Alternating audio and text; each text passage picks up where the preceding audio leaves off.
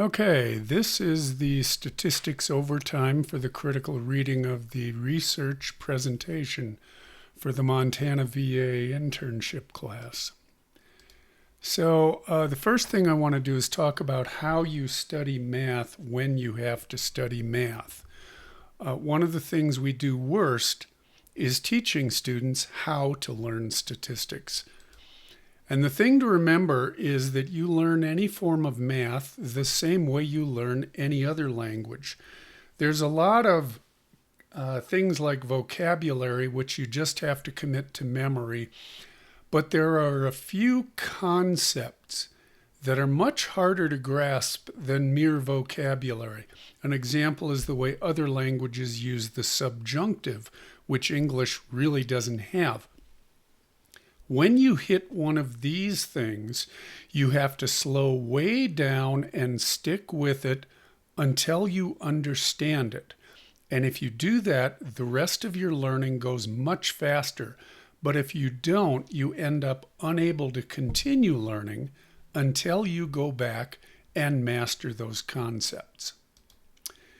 So in my first statistics class, by about chapter 8, I was really aware that I wasn't understanding what we were doing. I can turn a crank with the best of them, but I didn't really get what the crank was doing. So I went back and found the first thing that didn't make immediate sense to me.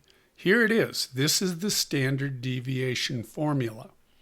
So I spent about 4 hours on this formula, and we're going to recap it in more like 10 minutes. But this is how you study math. Okay, so I looked at this and said, let's break it down one chunk at a time. That chunk comes first, and I can tell what that says to do. Take each of your scores, square it, and add the results. Okay, so I need some scores to work with, so let's keep it simple. I've got 3 subjects who score 2, 3, and 4 on some measure. So I square the scores and add them up, and I get 29. Okay, so far I'm not feeling much smarter. But this formula is supposed to measure how spread out scores are. So how about if we change this? The average is 3. So let's keep the average as 3, but let's have everyone score exactly the average. No spread. Now what do we get? Well, now the total's 27.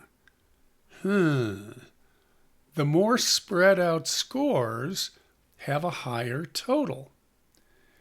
Okay, we may be on to something here. Let's go the other direction. Let's spread them out farther. Let's go with 1, 3, and 5. And indeed, the total gets even bigger. We're definitely on to something. Now, we can raise this number by adding subjects or by raising the average. But if you keep the same number of subjects and the same average, the more spread out the scores get, the higher this total gets. We are definitely on to something. Okay, that's about all. And then I got out a napkin and started drawing boxes to try to see this intuitively. So we have 3 people each scoring 3, and there's our 9 plus 9 plus 9 giving 27.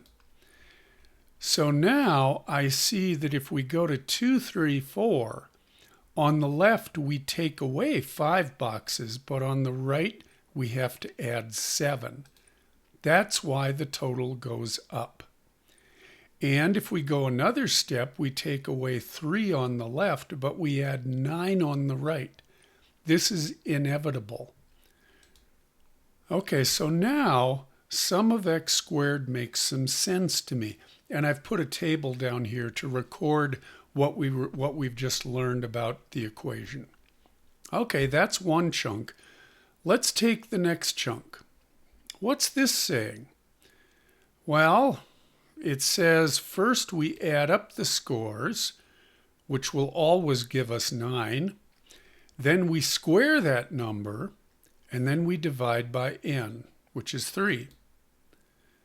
And hey, that gives us the total we got when everybody scored the average.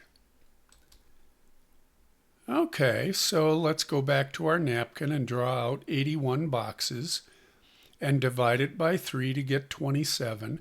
And now I can see that however we divide them up, we're always going to get 27. It's inevitable again.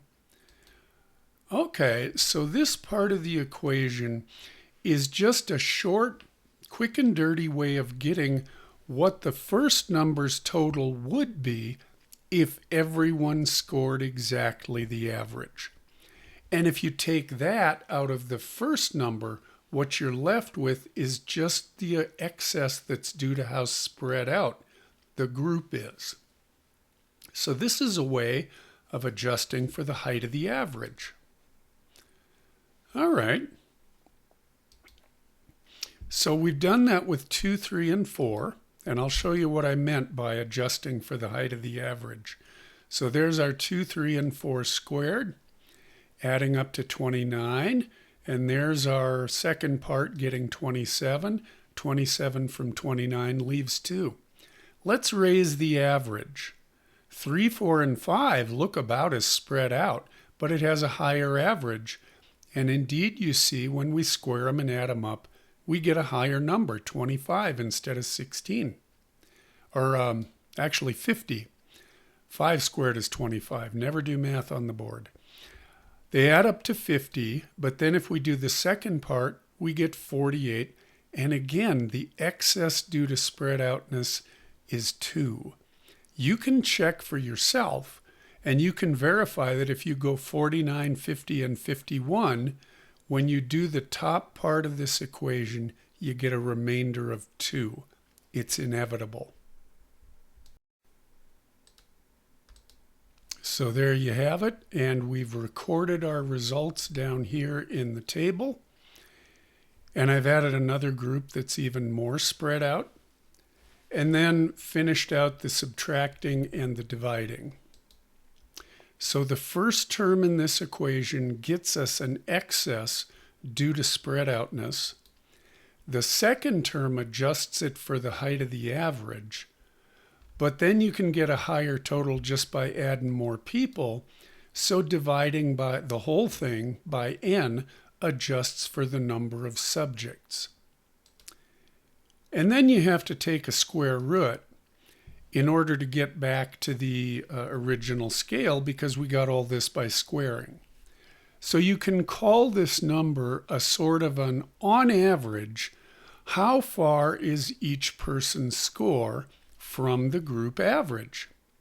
That's not exactly what we're doing here, but that's the concept. And if you look at the bottom row of the table, I've taken the square roots. And notice that the first group is 0, obviously. The next group is 0.81. The next group is double that. The next group is triple that. Nice and neat. Nice straight line. All right, so now I'm getting an idea of what the standard deviation formula is. And now, once you understand that, several other things come easily. For example, the logic of a t-test is that we're just going to calculate a standard deviation. The same idea, but we do it in 2 steps. So we have a pre-treatment group that has these scores, and then post-treatment the scores have changed to this. So the t-test means we're going to compute the standard deviation within each of those groups, which is 3.47 on the left and 2.9 on the right. That's how spread out scores are within each group.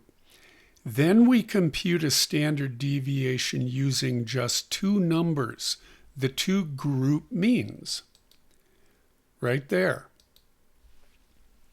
And the standard deviation of those is 1.86. Now, just for now, we're just going to eyeball. The group means are spread out 1.86, but within the groups, they're spread out 2.9 or 3.4. So all told, this effect is not looking very potent. So that's the logic of the t-test. And once you've done that, the same logic with 3 or more groups is ANOVA. Or you can have two different treatments. Treatment 1, treatment 2, with a pre, mid, and post-treatment on each of them. You can continue adding variables as far as you want to, and it's still the same logic of how you compute a standard deviation. Now we've got 2 different clinics doing treatments 1 and 2. We can keep going like that. So can we do anything else with this concept? Well, here we have height by weight. Up until now, everything we've done has had just one variable. But what if we have 2 variables? Well, here's the correlation formula. And if you look at it, you notice it's kind of analogous to what we've been doing. It's just that there's 2 variables. I'm not going to work this through for you. You can do that for yourself if you want. Get a napkin, get a spreadsheet, start drawing and computing until it makes sense to you why this gives us a number that works. In fact, pretty much all the statistics you're familiar with, all of the ones listed here, are just this same idea. The difference between these statistics is how many variables are on each side of the equation and whether the variables are continuous or categorical. That's it. That's how much you get out of the standard deviation formula. But there's even more. This is done by taking the square of the variable. But if you do the same thing, only you cube the scores, you get skewness. If you use the 4th power, you get kurtosis. The bell curve, and there's a 5th power, a 6th power on up the line. The bell curve is the only one where all these higher powers are 0. And you note we don't have a name for the 5th or the 6th or the 7th power. That's because the real math gurus have told us once you've got a mean, a standard deviation, a skew, and a kurtosis, you've pretty closely described your curve. The rest is just minor details. So that's what you get out of the standard deviation. So remember that whenever you're studying statistics or math, when you hit something you don't understand, open a spreadsheet, get a sheet of paper and a pen, start doodling until it makes sense to you, and you'll find you can go a very long way after that and retain your understanding. Hopefully, you won't have to do that very often in your life. I'd say I've done it 3 times. So, you can learn to speak math. Math is just a language. Variables are nouns like height and weight, or IQ and SAT scores. Operators are verbs that tell you make it grow, make it shrink, make it go up and down. So for example, here we have 2 variables that correlate perfectly. Now if we add or subtract, all we're saying is that the units stay the same size, but one scale starts higher than the other. And if we multiply or divide, we're saying the units are different sizes. If we multiply one variable by another, that says that the size of units of one depends on the number of units of the other. And just going a little further, whenever you see pi, it usually means that something goes up and down like this, like tides or phases of the moon. And when you're talking about the natural log, e, it means that something accumulates like compound interest does. And when you see e to any bizarre variable, It's really a way of talking about rotating circles which trace out sine waves, just like this does. So you can learn to speak math. Understand you haven't been well taught. It's not that complicated. You learn it like a language.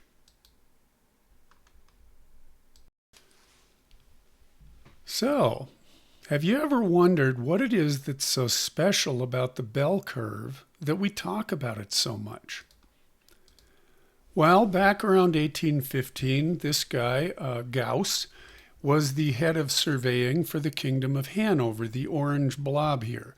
It was a time when European monarchs were finally trying to lay down exact borders, and as you can see, Hanover's a mess here. So it was a very important job to figure out who was king of what. And he noticed that the results he was getting back from his surveying teams didn't quite lie flat. They didn't make a map that quite added up. It was close, but it wasn't exactly right. So he sent out 15 different surveying crews to survey the same distance. And they came back with different answers. They all had the first 5 digits the same, but in the 6th place, 2 of them had 3, 3 had 4, 5 had 5, 3 of them had 4, 5 had 5, 6 had 4, and 1 had 9. So he graphed it out like this, and he said, aha, that looks familiar. More than a century before, these two guys, Fermat on the left and Pascal on the right, had tried to help a wealthy gambler to figure out why it was that he kept losing what looked like sure-thing bets. And in a famous exchange of letters, they created probability theory. So they thought, let's consider a coin. Let's assume it's a fair coin, and we're going to toss it 1,000,000 times. If it's a fair coin, what we expect is that we get very close to half heads and half tails. How about if we throw 2 coins? Well, a quarter of the time we should get 2 heads, a quarter of the time we should get 2 tails, and the rest of the time we should get 1 of each. Okay, how about if we threw 3 coins? Well, 3 and 0, 2 and 1, 1 and 2, 0 and 3. 4 coins, 5 coins, 6 coins, 11 coins, 20 coins, 100 coins. You can see the shape that's evolving here as we add more and more coins. And Gauss said, that's what's happening to my surveying numbers. Nobody's perfect. Mistakes happen. But honest mistakes will be distributed randomly like coin tosses, and that randomness is going to follow a couple of rules. First off, too high is just as likely as too low. There's no reason my crews should be systematically biased. But it's also true that small mistakes are more likely to happen than large mistakes. Small mistakes will happen routinely, large mistakes will happen infrequently. But when I think about, is there a largest possible mistake? The answer is there's no clear point beyond which I can say, beyond that, no mistake would ever happen. So I'm just going to assume there are no edge effects. The curve continues out forever. It just gets less and less likely, and probability takes care of the edges for me. And if there are 15 measures of a distance, I'm going to assume that all of this means the most likely estimate of the true value is to take the average. Okay, all of that makes sense, but Gauss didn't say this in English or in German. He said it in math, and there it is. That's the equation for the standard deviation curve. Don't panic. Now we've got an e taken to a bizarre power, negative half x times mu over sigma squared. Okay, it's just e to an odd power, and that's about rotating circles, which we saw trace out sine curves. And that's all he's doing here. And we have a sigma, a standard deviation, and a mu, and we have an x. So there you go. There's the bell curve. Bell curves are so special because they're a description of a particular kind of real-world phenomenon. Whenever you have a final score that's caused by many independent factors that affect the population, like flipping 100 coins 1,000,000 times, you will get a bell curve. And under those conditions, the best estimate of a population score will be the average of the sample scores.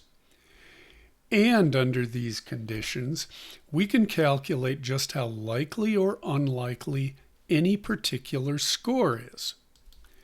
And because two bell curves just combine to make a third bell curve, we can also figure out how likely or unlikely any combination of scores is. Thanks be to Gauss. So Gauss said, using this curve, I can decide how likely or unlikely any particular surveying error was, and I can decide whether my crew made a mistake, or whether their equipment is broken or needs to be recalibrated, or whether they're incompetent or corrupt. So it turns out that bell curves show up all over the place.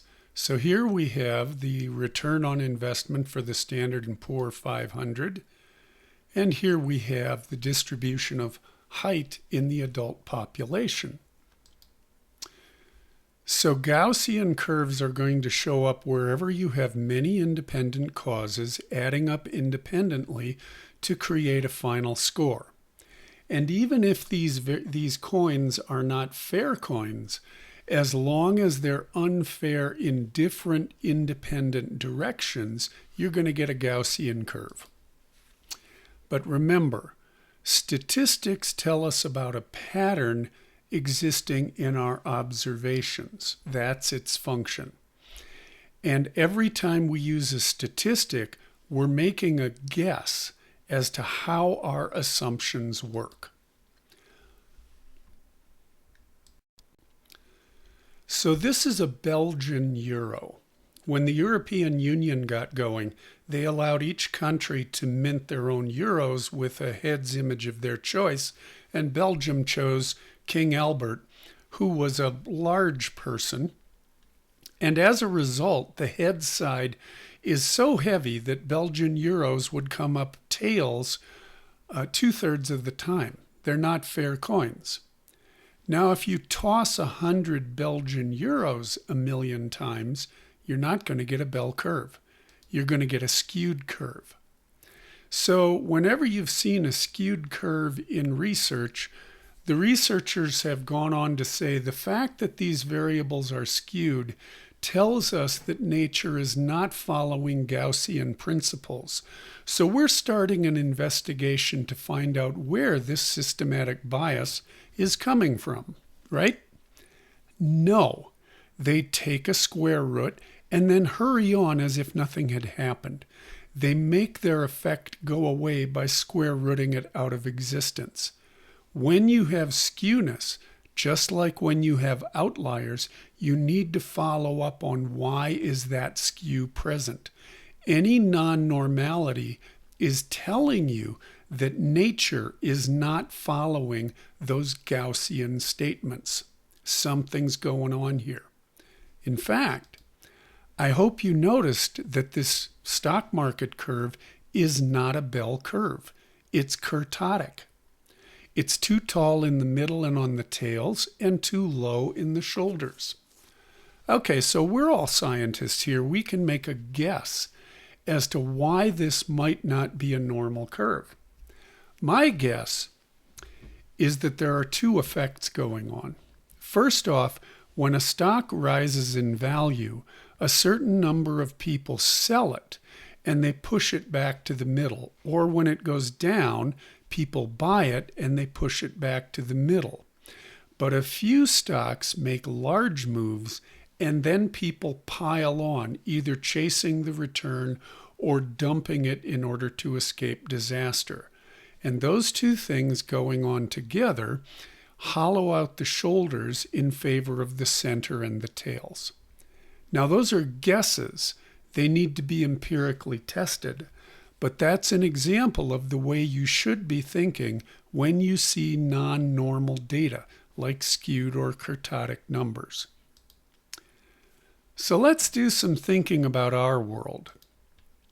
Does intelligence follow a Gaussian distribution? After all, we norm our IQ tests to force them into normal curves. Should we be doing that? Well, when people develop intelligence, are there many different contributing factors, each affecting intelligence, acquired independently, that work like 100 coins flipped 1,000,000 times? I'm going to say, yeah, that looks plausible. I mean, we don't know it's true, but we also don't know it's false, and it does make sense. So intelligence would plausibly fall out along a bell curve. Okay, and we can also look at Gauss's underlying assumptions. Are the causes of intelligence equally likely to move high or low, or are they biased toward one extreme? Nah, they look pretty unbiased. Are small variations more likely than big ones? Yeah. Are there no clear edge effects? Well, yeah, you can always envision someone who's a little smarter or a little dumber. So again, a bell curve looks like it describes intelligence. How about depression? Let's take Gauss's factors. Are the underlying causes biased, or are they equally likely to be high or low? Well, they're not equally likely to be high or low. Most people aren't depressed at all. Are smaller variations more likely than larger? I don't even know how to assess that. Are there no clear edge effects? Well, there are edge effects. It doesn't make sense to talk about negative depression.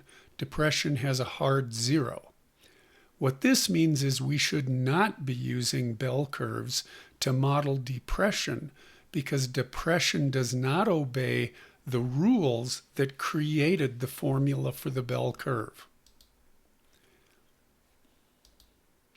Now what we've got here is a Weibull curve, which has 3 factors that define it. It's got a center, it's got a slope, and it's got a spread. The main difference is that this curve isn't symmetrical and it can have a hard 0. It's just as possible to analyze a Weibull curve as it is to analyze a Gaussian curve. In fact, this article looked at a bunch of people early in depression to determine what things might predict how long they'll be depressed. And they found that a Weibull distribution was the best way of describing how long they'll be depressed based on early features of the depressive episode.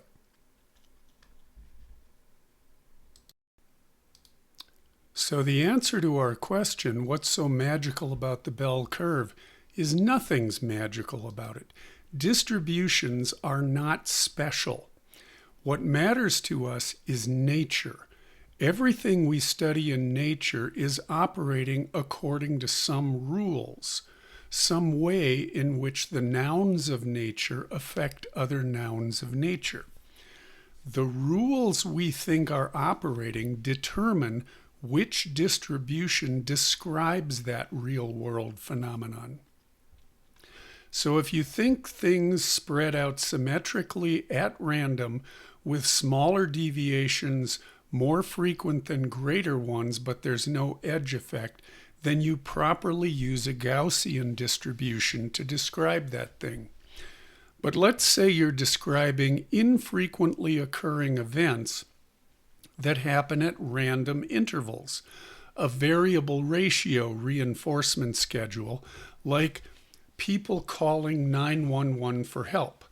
And you want to know, how many operators do we need to have standing by so that nobody ever has to wait more than 5 seconds for an operator? Well, that's an infrequently occurring event that happens at random intervals, and you use an exponential curve for that. So cities and states and municipalities use exponential curves to decide how many 911 operators to have, how many ambulance crews, how many fire trucks. And note that this is genuinely an exponential situation. Could you use this to model people walking into a store? Well, in theory you could, except that when I call 911, I don't know how many other people are currently calling 911.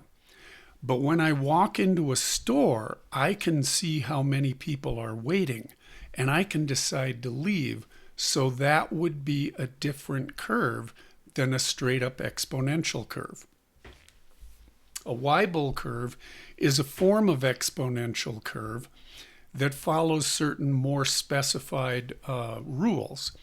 And there are a bunch of others. There's more than 30 different distributions that the mathematicians have worked out for us, and each of them is describing some real-world process. Now, I don't expect everyone to understand all of this, mostly because I don't either. I'm not a mathematician. What matters here is to understand that distributions are describing an underlying process, and if you use a distribution for one kind of process on a real-world process that operates according to a different set of rules, you get yourself into trouble. And needless to say, we do that a lot.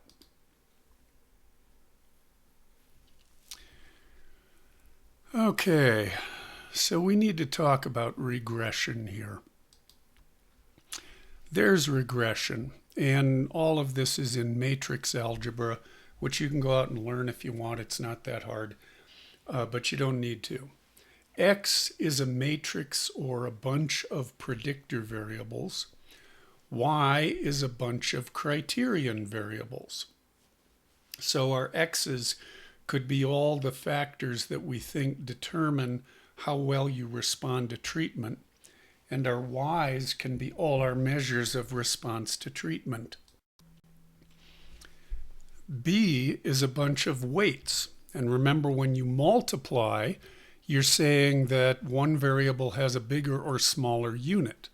So the B multiplied by X is changing the size of the units of the X to create the units of Y.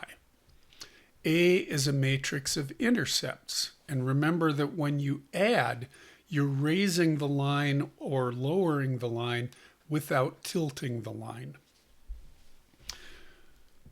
And finally, we have an E matrix. That's a bunch of different errors. It's all the amount of Y that's left over that X doesn't explain. It doesn't quite match up to the X's. So what this equation is telling us, without us ever noticing it, is that we measure Y with error, but all of our X's are measured without error. There's no error term on the left side. So this equation is assuming that X's are measured error-free. Is that true in psychology? No, it's not. So if our X variables do contain error measurement, that will move over to the right-hand side of the equation, which is the only place we allow error to exist. That means an X variable that loads into our equation could be predicting Y, or it could be predicting the error in some other X variable. The upshot is that in psychology, if you have a multiple regression that has at least 3 predictor variables, there's a pretty good chance that at least one of them is not predicting Y. It's predicting the other X's. The good news is that there's a way for you as the reader to tell that this has happened. As a reader, you can't fix it. The researcher has to, but they usually don't. It's called a suppressor variable. Now here's what it looks like. Down on the bottom left, I've got a correlation matrix between 3 X's and a Y. And here I've got the regression equation. We got our B, we got our beta, we got our p-value, we got a bunch of other crap. Don't worry about the other crap. What you're interested in is not the B, because that's unstandardized and hard to interpret. You're looking at the beta, because that's on the same scale as your correlation matrix is. What you'll notice is that the correlation between x2 and y is plus 0.4, but x2 predicts y negative 0.2. The sign changed direction. This is a suppressor variable. That can also be a suppressor variable because the strength of its correlation got a lot bigger. There are other reasons that can happen that don't make it a suppressor variable, but it could be. So that's what you're looking for in an article that tells you that suppressor variables are afoot. I just noticed my heading disappeared, so I fixed it, but I'm not going to go back and re-record. So wherever the direction of the effect flips from the correlation matrix to the regression equation, or gets a lot stronger, maybe, you have a suppressor variable. If the effect gets a lot weaker, you also know that your X's are overlapping with each other, which could be a problem too, but that's not a suppressor effect. So what is a suppressor effect? Well, multiple regression is assuming that this is how reality works. We have 3 X's independent of each other, each of which affects the value of Y. Like when we were talking about distributions, this is the assumption underlying regression. A suppressor effect means that it could actually be working this way. Or it could be working that way, where Y is actually causing one of the X's. Or it could be working that way. Or it could be working that way. The only thing that we know for sure is that the model underlying multiple regression is not correct. So wherever you see a suppressor variable in a piece of research, you know that X, X, and X do not independently cause Y. There's a missing variable, there's an arrow pointing the wrong way, there's a mediating effect between them, something else is going on. And the researcher is the one who's in a position to figure that out.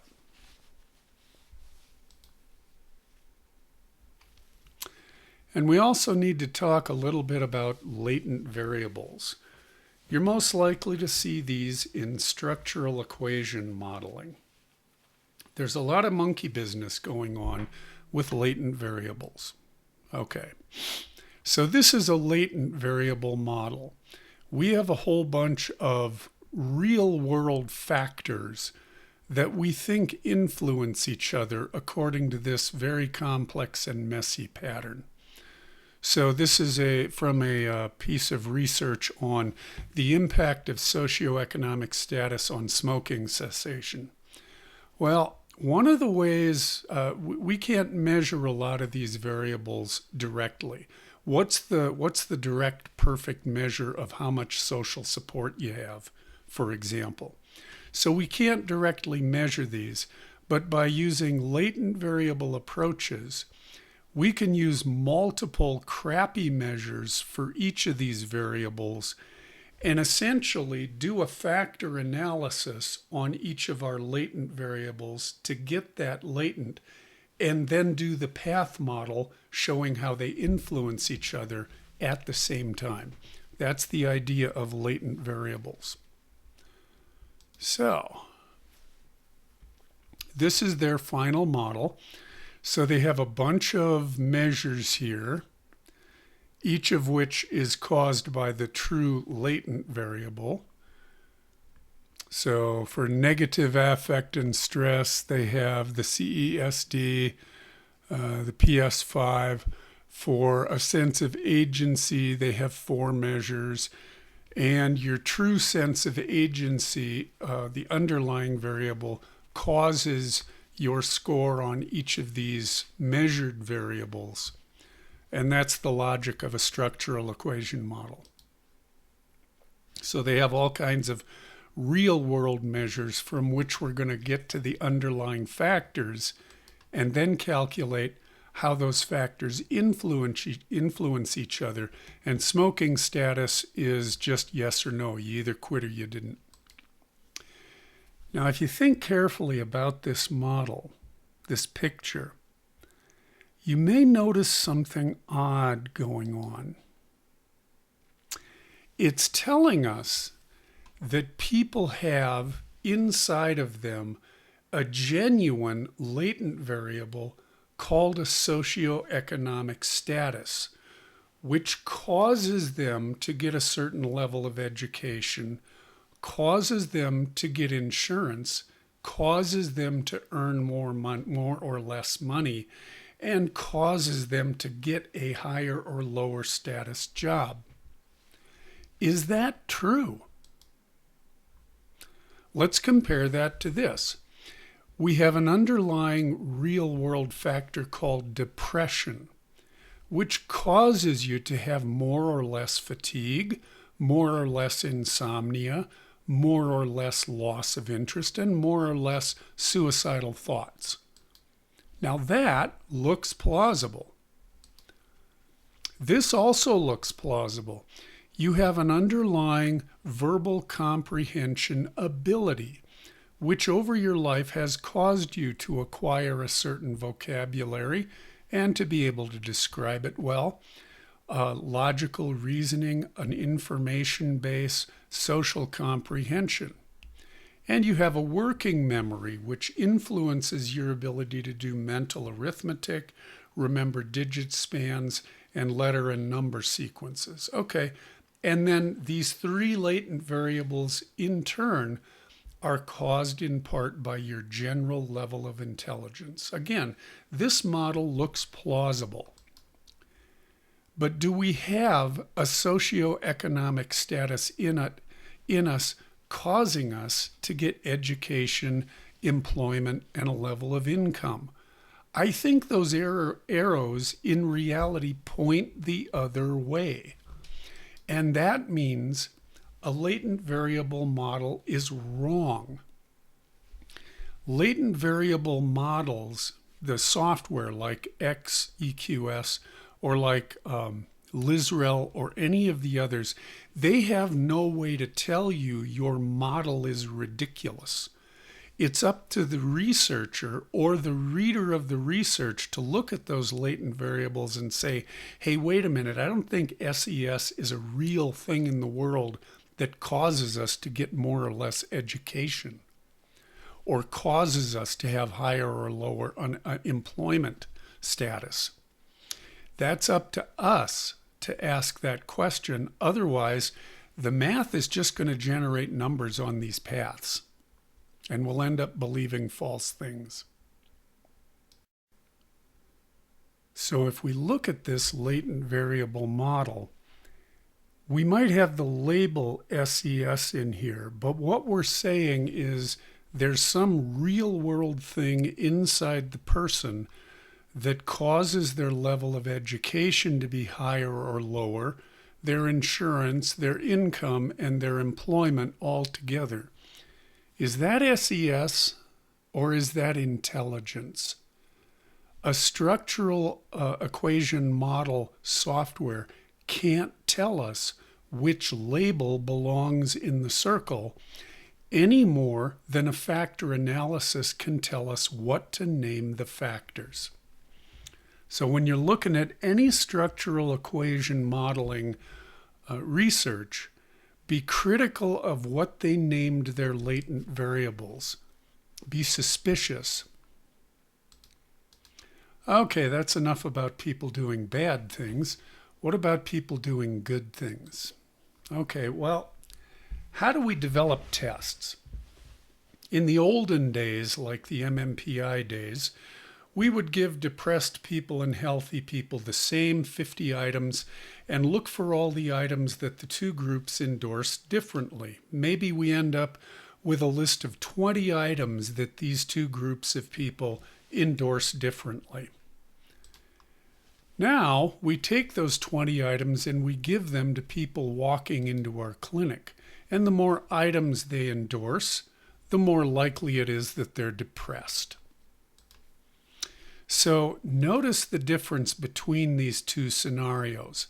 While we're developing the test, we're assuming that all the depressed people are identical, all the normal controls are identical, and all differences in how they endorse the items are due to the item content. Then when we take it over to the clinic, we assume every item is identical. They're all worth 1 point. All the people are in one group, and the number of points quantifies how depressed you are. Now, this does not logically follow. In test theory, this is what's called a nexus, and it's a big problem. So that's Stone Age test theory. Iron Age test theory would be the rash model. With a rash model, what we say is there's an underlying variable, depression, let's say, which ranges from low to high. And we're not going to define it any further because we don't want to make an assumption that might be false. Take one item. As a person moves from lower in depression to higher on depression, they reach a threshold at which they begin to endorse that item positively. And then there's a second item, which has a different point at which people will switch from going to saying no to saying yes. And there's a third item and a fourth, and there's 20 items. Each of them has some point on the underlying depression continuum at which they switch from saying no to saying yes. Space age test theory is item response theory. Again, we have that continuum along the bottom, but now instead of having a point at which people flip from saying no to saying yes, as they get higher, their odds of saying yes go up according to some curve. And item number one has a point of 50% likelihood, and it has a slope at that point.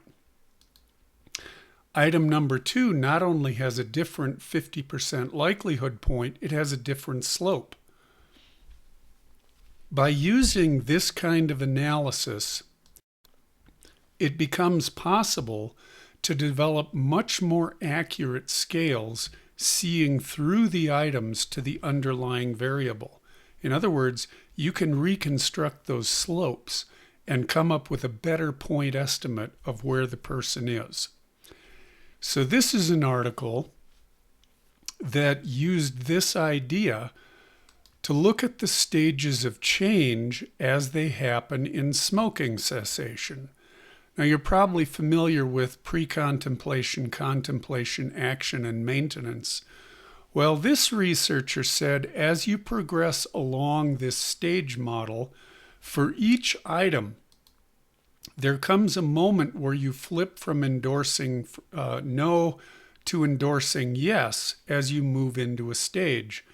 And then as you move out of that stage, you'll flip back to saying no because that's now in your rearview mirror. And this item is like that, and this item is like that. And by doing that with a bunch of items related to smoking cessation, they teased out a 10-stage process of change.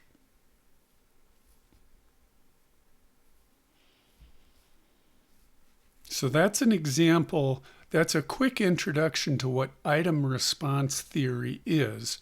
We're assuming that as people move over our underlying continuum, their odds of endorsing an item go up on some trajectory, and then if it's a stage model, it'll go back down again as they move to the next stage. Or as they go from low to high on a variable, you get those curves going up or going down. And you can actually get to those underlying equations describing each individual item, and then you can make a more accurate inference of where they are on the underlying dimension. Okay, one more thing to talk about here today. So just who is Bayes anyway, and how did he become an adjective? You probably see articles that talk about Bayesian this or Bayesian that. Well, what is that? Well, way back at the start here today, we were talking about Fermat and Pascal and Gauss and how they developed the bell curve by thinking about the underlying process for how things fall out in reality, where you have low and high are equally likely and smaller is more likely than larger, and there's no clear edge effects. That yields a bell curve or a Gaussian curve. If you have different assumptions, you get an exponential curve, of which there are several kinds. There's all different kinds of curves. What they all have in common is they're all starting from a prior description of how we think nature is working in order to choose what distribution we're going to use for our statistics. Bayes didn't do that at all. He said, what can we infer about from observations without making any guess at all about how nature works? So this gets us completely out of the distribution market. We don't know if the coins are fair or unfair. We don't know if there are coins. All we have is our observations. What can we deduce about the way nature is working from observations without any assumptions? So the most vital difference between Bayesian approaches and frequentist, which is all the stuff we've talked about before, is that in the Bayesian world, if you get one more observation, you can update your old knowledge with that one additional case. Each experiment is no longer a complete redo. Knowledge is more cumulative. Bayes didn't catch on until recently because trying to do this requires advanced math that we really couldn't process until we had modern computers. Let's say, now it's worth saying that the frequentist approach and the Bayesian approach will usually come up with very similar results, but not always. So let's say that we make mosquito netting that's designed to protect people from malaria. The nets are treated with a chemical that once you take it out of the package, it will eventually degrade, and then mosquitoes can get through the net. And we want to give people advice on how long they can use a net before they need to throw it away and break out the next one. So these things are pricey. We want them to get maximum use, but we also want them to be safe. So we're going to test 3 of our nets. The first one lets in a mosquito after 10 days, the second after 12, the third after 15. So when do we tell people the chemical's no longer reliable? Well, if you're doing a frequentist approach, The best you can do is come up with a standard deviation of the 3 observations and go plus or minus 2 standard deviations from that mean. That's all we have in the frequentist world. But in the Bayesian world, we can say the earliest the chemical breaks down is 10 days. It may be earlier. We have 3 observations, 10, 12, and 15. If we start with knowing it can fail at 10 and add the 2 other events, what's the 95% confidence interval for earliest breakdown? The answer is 9 to 10 days. So in the Bayesian world, we can tell people you can use our mosquito net for 9 days. 10 days is not safe. Neither of these is either more right nor more wrong than the other.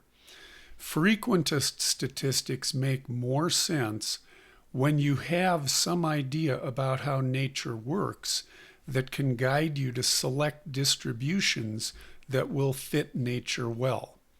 Bayesian statistics allow you to learn from nature without making prior inferences, or it allows you to accumulate information better when observations can't be scheduled, like you're doing naturalistic observations, or you're trying to understand things that happen rarely, like economic meltdowns. So that's our brief introduction to Bayesianism, and that's the end of our summary of mathematically oriented stuff for the consumer. Hope you enjoyed it. Thanks. Bye.